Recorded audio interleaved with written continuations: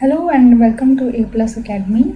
Today we are going to start with the chapter 1 of class 10th Real Numbers.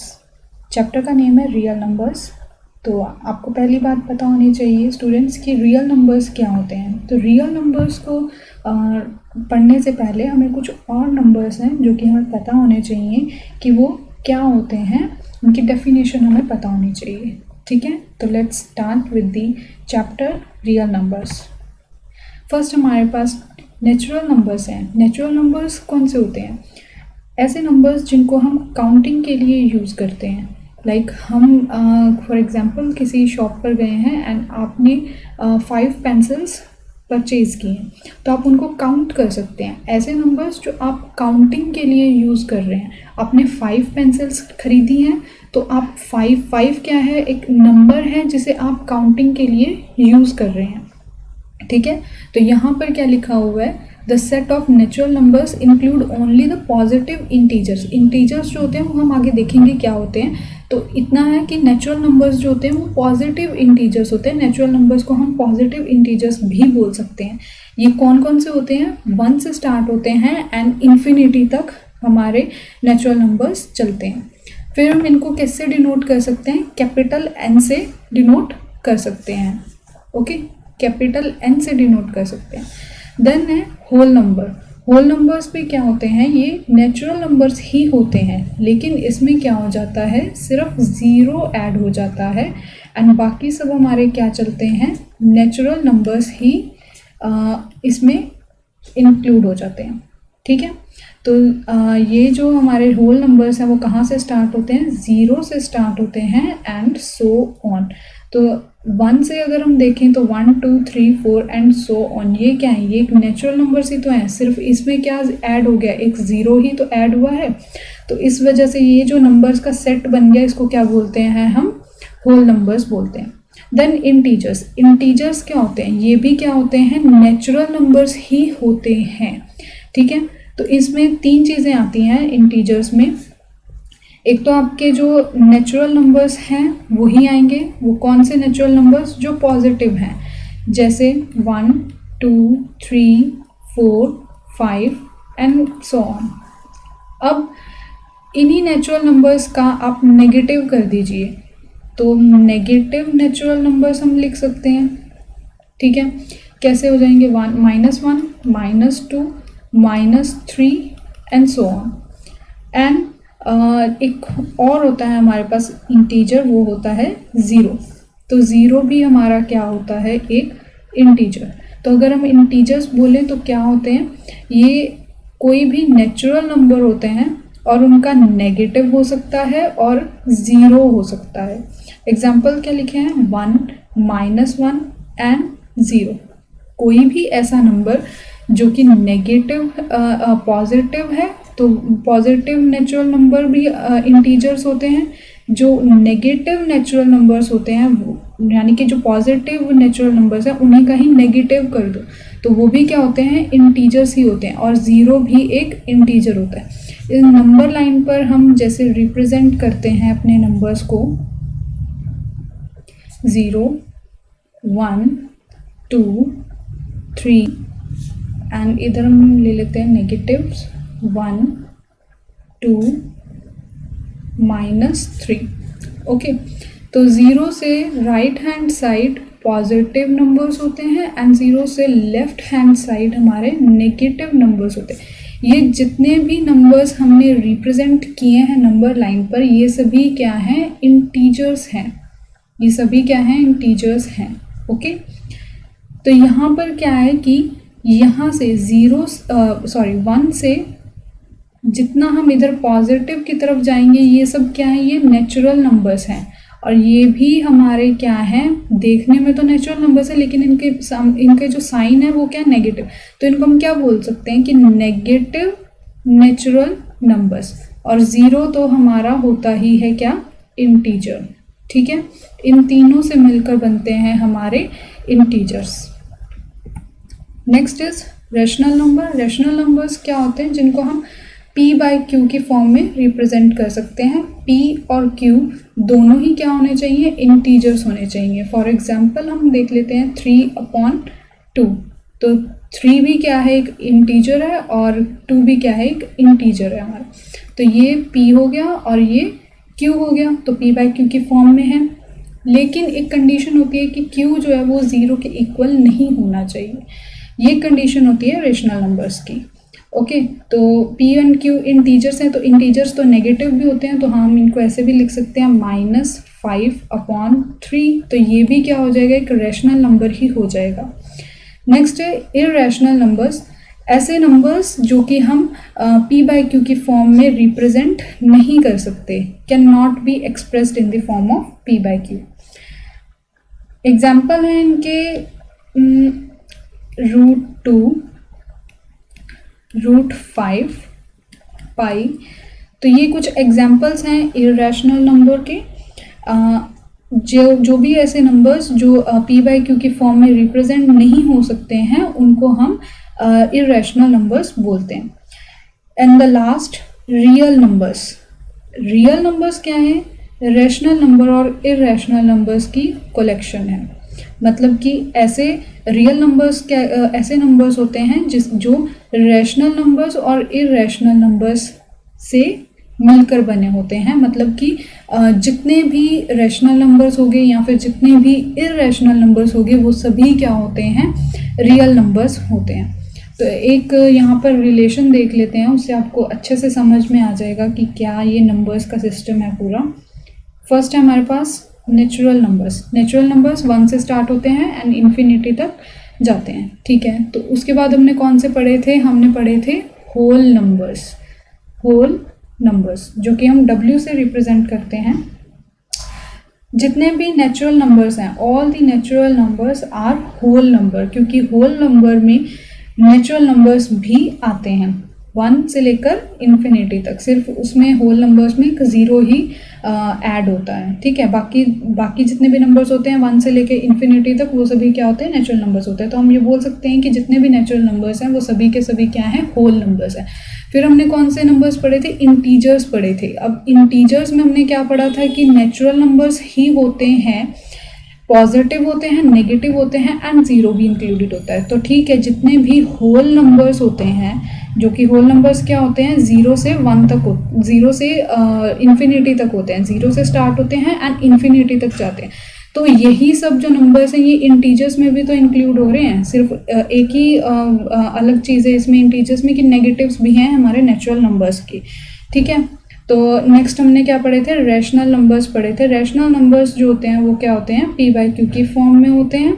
जितने भी integer numbers होते हैं वो सभी के सभी क्या होते हैं, रैशनल नंबर्स भी होते हैं। तो इंटीजर्स को हम कभी भी फ्रैक्शनल पार्ट में रिप्रेजेंट नहीं कर सकते हैं, ना ही डेसिमल में रिप्रेजेंट कर सकते हैं। इररेशनल नंबर्स जो होते हैं वो बिल्कुल ही डिफरेंट होते हैं, इनके साथ उनका कोई रिलेशन नहीं होता है। तो उसके लिए हम अलग से एक एंटिटी बना लेते हैं, इररेशनल नंबर्स। तो इन सबका जो कलेक्शन है, जो रैशनल नंबर्स और इररेशनल नंबर्स का जो कलेक्शन है उसे हम रियल नंबर बोलते हैं। ये जो कलेक्शन है ये रैशनल नंबर्स का है और ये इररेशनल, तो इन दोनों का कलेक्शन जो है वो क्या हो जाता है, रियल नंबर्स हो जाता है, ठीक है। नेक्स्ट है Euclid's division lemma. Lemma and algorithm दो टर्म्स हैं। लेमा क्या होता है, एक प्रूवन स्टेटमेंट है जिसे आप यूज़ करते हैं किसी और स्टेटमेंट को प्रूव करने के लिए। ये पहले से ही एक स्टेटमेंट होती है जिसको प्रूव किया हुआ है, वो किसी अनदर स्टेटमेंट को प्रूव करने के लिए हम यूज़ करते हैं, उसे लेमा बोलते हैं।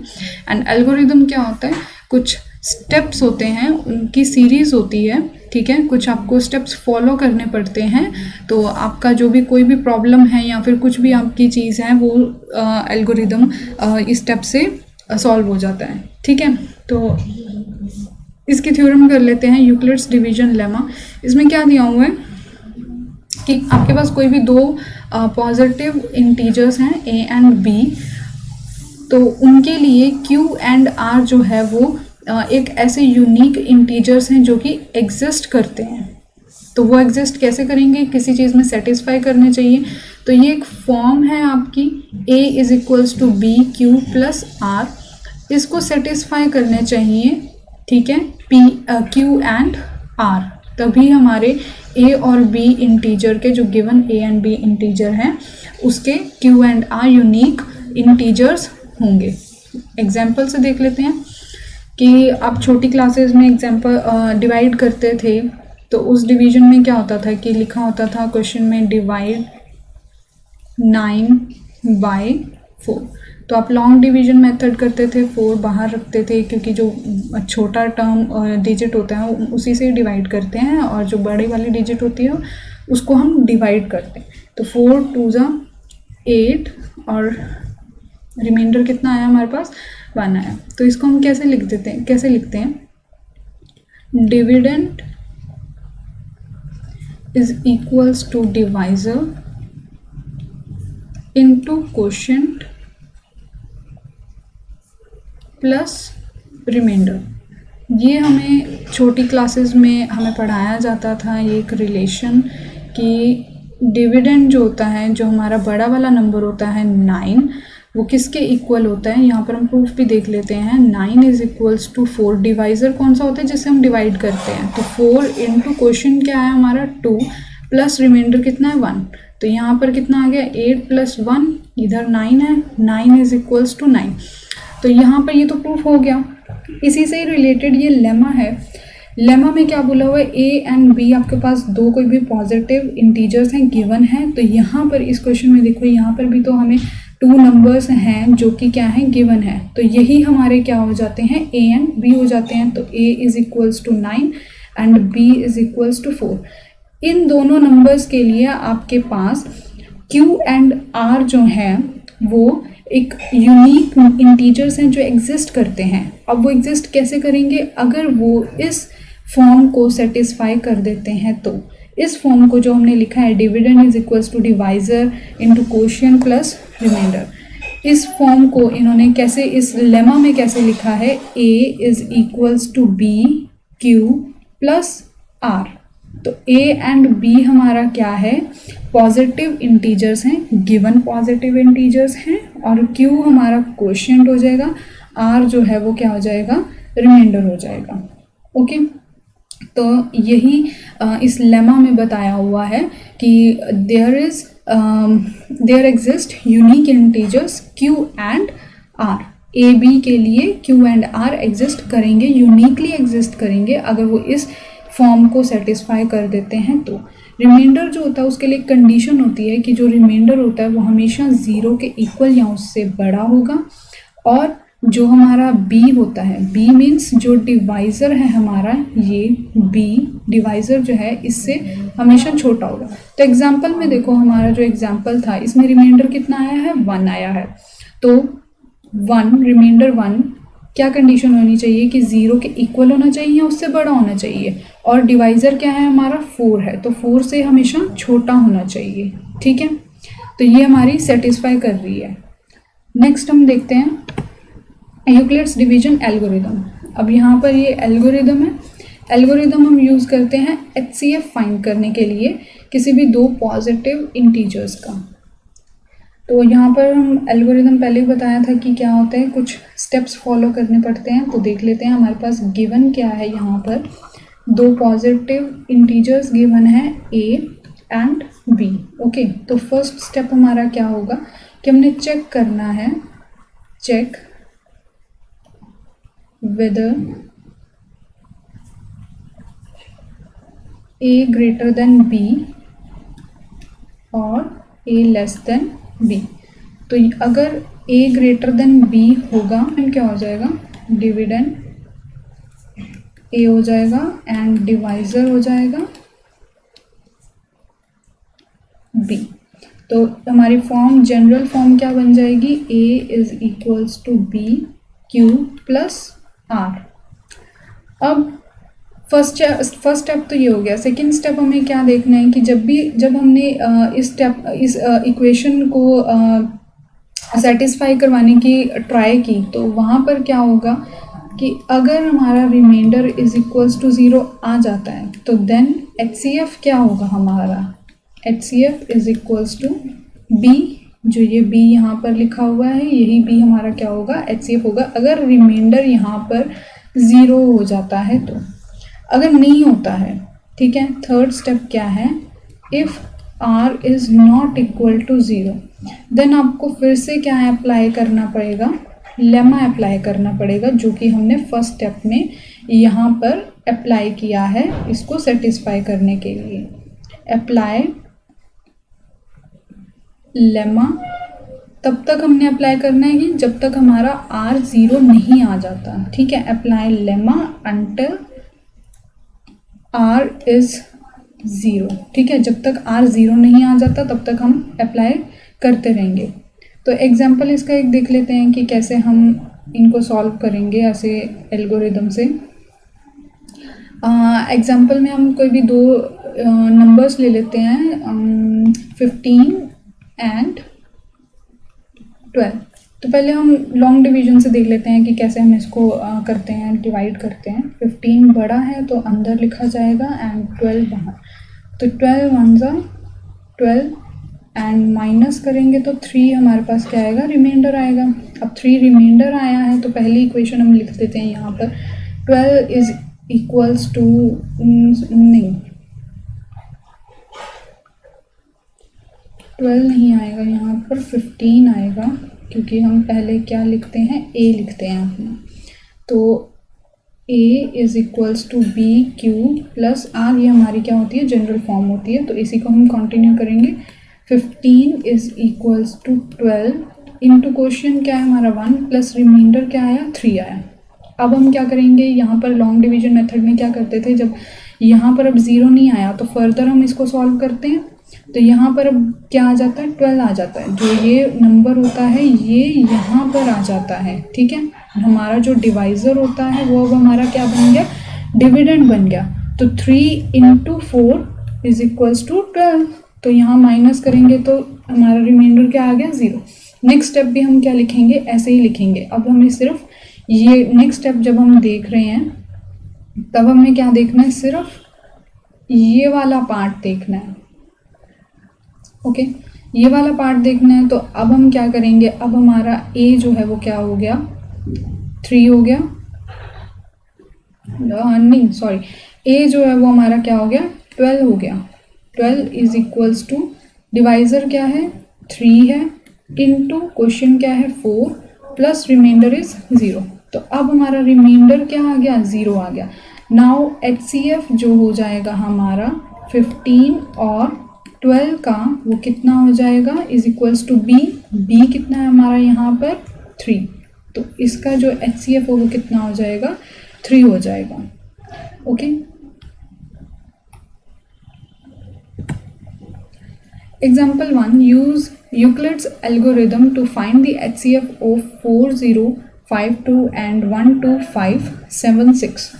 फर्स्ट स्टेप हमारा क्या होता है कि हम चेक करते हैं कि कौन सा नंबर जो हमें गिवन जो भी दो नंबर्स हैं उसमें से बड़ा कौन सा है और छोटा कौन सा है। तो पता चल रहा है आपको कि बड़ा नंबर कौन सा है, ये वाला है। तो ये हमारा A हो जाएगा एंड सेकेंड नंबर जो हमारा क्या हो जाएगा, B हो जाएगा।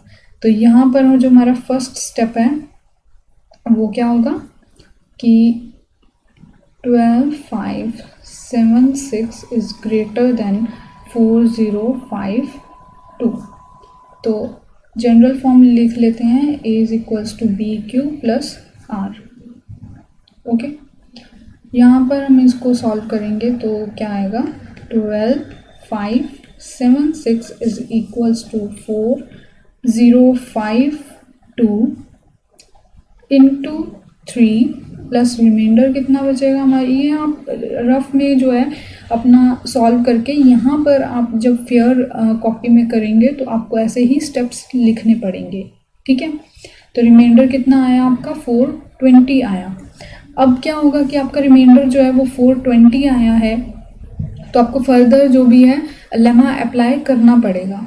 अब आपका जो होता है सेकेंड स्टेप क्या हो जाएगा, जो डिविडेंड है वो क्या हो जाएगा, ये डिविडेंड मैं आपको यहाँ पर लिख के दे रही हूँ लेकिन आपको वहाँ पर सीधा स्टेप्स करने हैं अपनी नोटबुक में या अपना एग्ज़ाम में जब आप करेंगे तो डिविडेंड क्या हो जाएगा 4052 एंड डिवाइज़र क्या हो जाएगा 420।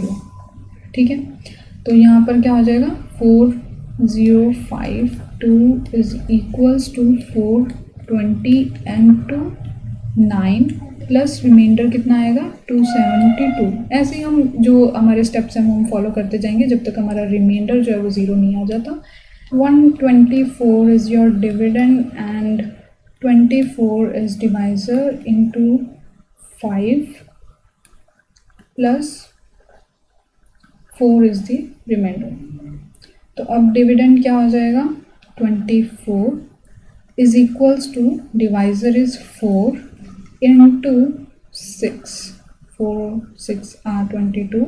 24 sorry plus remainder is 0. Now remainder is 0, we will stop here and HCF क्या होगा हमारा इन नंबर्स का B means 4, तो यहाँ पर HCF कितना हो जाएगा 4। Okay, next example is show that every positive even integer is of the form 2q and that every positive odd integer is of the form 2q plus 1 where q is some integer। तो यहाँ पर हमें क्या दिया हुआ है कि कोई भी पॉजिटिव इवन इंटीजर है और एक क्या है हमारे पास ऑड इंटीजर है, एक इवन है और एक ऑड इंटीजर है। तो इवन जो है उसकी फॉर्म क्या बननी चाहिए 2q बननी चाहिए एंड ऑड है तो उसकी 2q प्लस 1 बननी चाहिए। तो ए तो हमारे पास पहले हम इवन देख लेते हैं। ए हमारे पास क्या है एक इवन नंबर है और बी क्या है हमारे पास 2 है। तो इसकी फॉर्म क्या बननी चाहिए हमारे पास, अब बी 2 है तो हमारे पास रिमाइंडर के लिए कितनी पॉसिबल वैल्यूज़ होनी चाहिए। तो रिमाइंडर क्या होता है या तो 0 के इक्वल होता है या उससे बड़ा, और जो बी होता है डिवाइज़र होता है उससे छोटा होता है हमारा रिमाइंडर। तो रिमाइंडर के लिए पॉसिबल केसेस कितने बन सकते हैं, 0 बन सकता है और 1 बन सकता है। ठीक है, तो अगर हमारा रिमाइंडर 0 है तो फॉर्म क्या बनेगी A is equals to 2q plus 0। अगर रिमाइंडर 1 है r इज़ इक्वल्स टू 1 तो फॉर्म क्या बनेगी a is equals to 2q plus 1। अब उन्होंने यहाँ पर मेंशन हमने पहले ही किया हुआ है कि a क्या है एक इवन नंबर है। इवन नंबर है तो वो क्या होना चाहिए 2 से डिवाइड होना चाहिए, 2 से डिविजिबल होना चाहिए। तो ये जो इक्वेशन हमने लिखी है, ये जो हमने फॉर्म लिखी है, इसे हम a is equals to 2q भी लिख सकते हैं। और ये क्या है, ये 2 से डिविजिबल है। ठीक है, ये क्या है, ये 2 से डिविजिबल है क्योंकि यहाँ पर इसका मल्टीपल क्या है 2 है, तो ये 2 से डिविजिबल है। तो हम ये बोल सकते हैं कि अगर a हमारा कोई पॉजिटिव इवन नंबर है तो वो इस फॉर्म में हो सकता है, ये वाली फॉर्म उसकी बन सकती है। r अगर हमारा 1 होता है तो हमारी फॉर्म क्या बनती है, हमें पता है कि a is equals to 2q plus 1 बनेगा। अब ये 2 से डिविजिबल नहीं है क्योंकि ये तो q जो है ये तो 2 का मल्टीपल है लेकिन प्लस 1 भी हो रहा है, तो ये 2 का मल्टीपल नहीं होगा। ठीक है, तो ये 2 से डिवाइड भी नहीं होगा।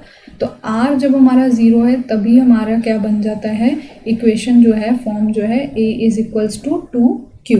तो ये हमने शो कर दिया कि अगर हमारा a जो है वो इवन पॉजिटिव इंटीजर है तो उसकी फॉर्म क्या बनेगी, a is equals to 2q बनेगी। अब हम देख लेते हैं कि अगर हमारा a जो है वो एक ऑड नंबर है, ठीक है, और b क्या है हमारा, b है हमारा 2। तो यहाँ पर भी कितने पॉसिबल रिमाइंडर के लिए पॉसिबल रिमाइंडर्स के आउटकम्स क्या हो जाएंगी। ठीक है, r इज़ इक्वल्स टू या तो 0 हो सकता है, 1 हो सकता है या फिर नहीं, ठीक है 1 ही हो सकता है, 0 एंड 1 ही हो सकता है। ठीक है, तो 0 एंड 1 हो सकता है, तो इसके लिए भी हम देख लेते हैं कि कितनी फॉर्म कौन कौन सी फॉर्म्स बनेंगी। r अगर हमारे पास क्या है 0 है तो a is equals to 2q plus 0 or अगर 1 है तो a is equals to 2q plus 1 है। अब ऑड है तो 2 से डिवाइड नहीं होगा, ठीक है, ऑड है तो 2 से डिवाइड नहीं होगा।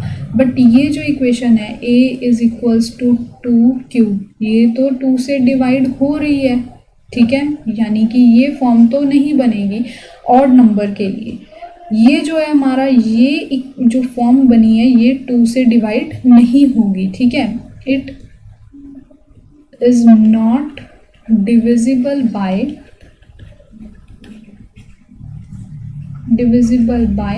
2। तो 2 से डिवाइड ये नहीं होगी, इसीलिए ये कभी भी जो कोई ए ऑड नंबर है तो उसके लिए ये फॉर्म बिल्कुल ठीक है कि ये 2 से डिवाइड नहीं होगी। तो ए जो है हमारा वो क्या हो जाएगा, ऑड नंबर हो जाएगा।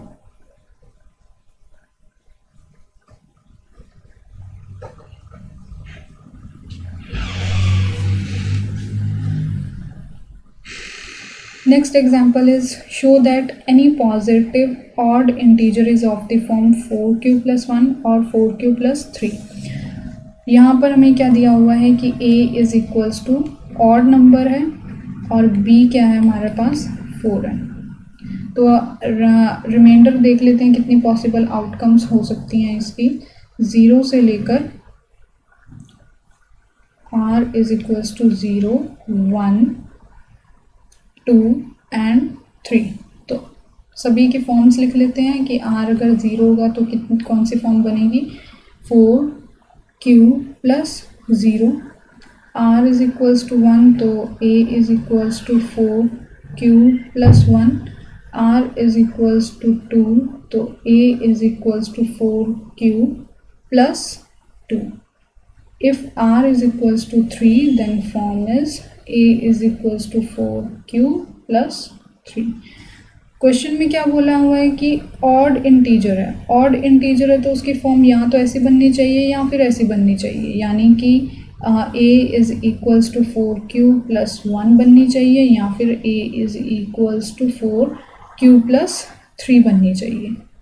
ओके, तो ये हम जस्टिफाई करते हैं कि ये ऐसा क्यों, क्योंकि जो ये फॉर्म है a is equals to 4q ये 2 से डिविजिबल है। ये कैसे 2 से डिविजिबल है, इसको हम ऐसे भी तो लिख सकते हैं 2 इंटू 2q। तो 2 का मल्टीपल है तो ये तो डिविजिबल हो ही जाएगा 2 के साथ। ये वाला भी क्या है, ये भी 2 के साथ डिविजिबल हो जाएगा क्योंकि लास्ट में यहाँ पर भी क्या है ये +2 लिखा हुआ है, तो ये भी क्या हो जाएगा 2 से डिविजिबल हो जाएगा। लेकिन ये जो दोनों फॉर्म्स हैं ये 2 के साथ डिविजिबल नहीं होंगी क्योंकि a हमारा क्या है, ऑड नंबर है, ठीक है, क्योंकि a हमारा क्या है, एक ऑड नंबर है। तो इसीलिए जो a है उसकी 4q and 4q plus 2 forms जो हैं वो नहीं बनेंगी बिकॉज ये दोनों ही 2 से डिविजिबल होते हैं। एंड अगर a हमारा कोई पॉजिटिव ऑड इंटीजर है तो उसकी फॉर्म्स जो हैं वो 4q प्लस 1 ही बनेगी या फिर 4q प्लस 3 ही बनेगी। Next example is a sweet seller has 420 kaju barfis and 130 badam barfis. She wants to stack them in such a way that each stack has the same number. सभी बर्फीज को हमें स्टैक में लगाना है। स्टैक में लगाना है इट मीन्स कि कुछ ऐसे एक के ऊपर एक हम उनको रखते जाएंगे, वो स्टैक में लगती जाएंगी। तो सभी स्टैक्स में क्या होने चाहिए कि सेम नंबर ऑफ बर्फीज होनी चाहिए। तो अब देखते हैं कि हमें कितने स्टैक्स प्लेस करने होंगे, कितने स्टैक्स हमारे बनेंगे। तो HCF लेंगे हम, सिंपल है, HCF निकालेंगे 420 एंड 130 का एल्गोरिदम से, यूक्लिड डिवीजन एल्गोरिदम से। तो यहाँ पर a जो होगा हमारा वो क्या हो जाएगा 420 हो जाएगा और b हमारा क्या है 130 हो जाएगा। तो वही हम स्टेप्स फॉलो करेंगे। 420 इज इक्वल्स टू 130